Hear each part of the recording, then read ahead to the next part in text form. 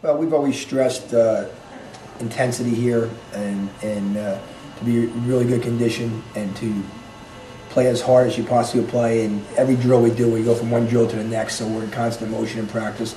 Very rarely are we stopped or walking through anything in practice, even the day of a game. If we have an hour shoot around or something, or hour walk through, usually 35, 40 minutes of that is very hard, practice-like. Mm-hmm. So we always want to keep it at a high pitch. So when we get to the game, you know, we're used to that.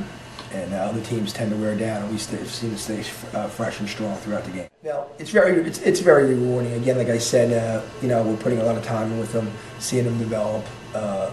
They're almost everybody we have is a real good person too. So we've been fortunate to have really good kids from good families, and I think that's helped. And you know, we're actually thinking about trying to have an alumni game this summer.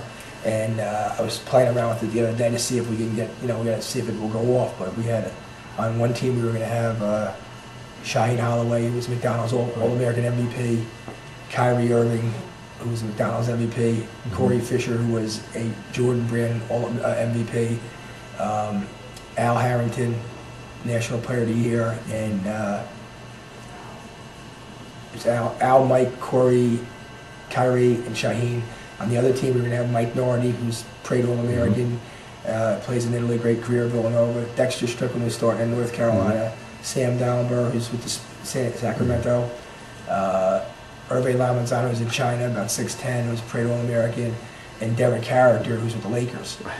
So that would be, you know, and we have a slew of guys on the bench that were, you know, Ruben Galanics for LaSalle, and Paul Williams, plays in Spain, Grant Billmeyer, assistant at Yves Mavala, who's an academic All-American, and you know, just a lot of other guys. Jermaine Clark, who's a real good player here. So they're all in still good shape. The guys from like 12 years ago. So we're going to see if we can get Kane and put together a game. Hopefully in the summer, it'll be a good fundraiser for the school and a great get-together for the guys to see each other.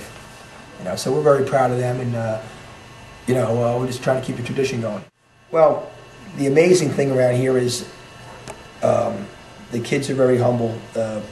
I bet you we have 180 students, 185 students. I bet you 65 of them, maybe more, have no idea we're number one, all right, in the school. So I'm not kidding. And you know, there's not a ton of banners, or I mean, there's some trophy case, but there's probably 6 or 7 state championship trophies down in the closet downstairs that aren't displayed, that are in a little closet back where we keep equipment and stuff. And so the school doesn't put a real big, they're proud of the kids, but they don't put a real big emphasis, you know, like there was no announcement today that, you know, we beat St. Thomas More, and, you know, in a big game yesterday. And the kids are humble, and the principal's often tougher on the basketball kids. He doesn't want them to think they're more important than any other kid in the school. So he's usually, you know, he's probably stricter on them than other people. But the kids, you know, I mean, we've been, because of those players we mentioned, we've been ranked very high for a long time now. So to them, when they were 11th preseason USA Today, you know, most schools would be very excited and happy.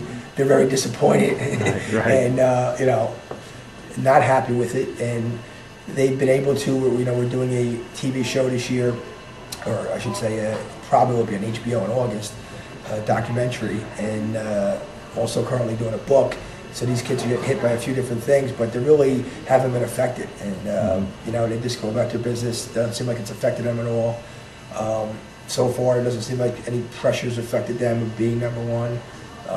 They seem like the same teams, you know, the whole year so far. So if we could keep it up, it'd be great. But they haven't been affected by any of the outside pressures, you know, that come with that.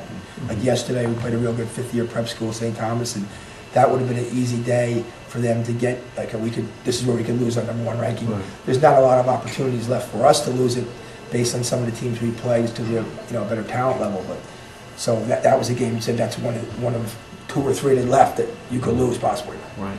You know, so you don't have many more to go, and would have been an ideal place for them to get rattled. Right. They made a comeback and got it to 6 or 4, but you know, it didn't affect them at all. It's hard to say. I mean, Al Harrington's team in '98 was terrific. They lost 3 games, but you never had the whole team together when they lost. Sam Dallenberg became eligible February 1st because he had a second semester kid. He was a transfer, and he was a little raw then, just started to get better. But you know, if we would have had him for the full year, it could have been a different picture. We lost, I thought, one, to Hargrave Military, a fifth-year school at the Garden, Cordell Young, so that was a, we played, which would challenge yourself like kind of like non-high school game. But that team was, as good talent-wise when you look at, you had, but Irving Lamizano, who ended up being a good player at Rutgers, playing in China, he was a sophomore who was raw. Sam was getting, if they would have had if those guys would have been here since they were in ninth grade, that team would have been an incredible team. And then,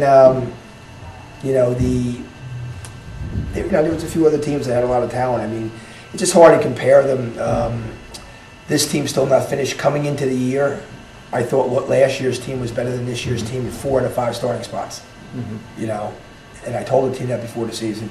I even told Derek Gordon, one of the spots is you were better last year. And in the beginning of the preseason, he wasn't playing well at all. And then first game he was awful, and then since then he's been tremendous. Since then he's been All-State, All-American level. I mean, he really is deserving to be a Parade All-American this year, top 40 the way he's played. He's probably averaging 21, 22 in our top 10 games, and probably averaging 8 in the bottom 5, 6 games. So he's just risen to every big game against national teams, and so at this point, and then Chris Martin starting to get his feet wet, then he got hurt. If when Chris Martin's playing as well as he can, and the other teams, I think that I mean, right now they're undefeated. They played the best, a great schedule. So I mean, they got to give an argument that if they finish it out, that that they could have been better than some of those teams. I mean, I think some of those teams might have had better talent. This team might have better chemistry.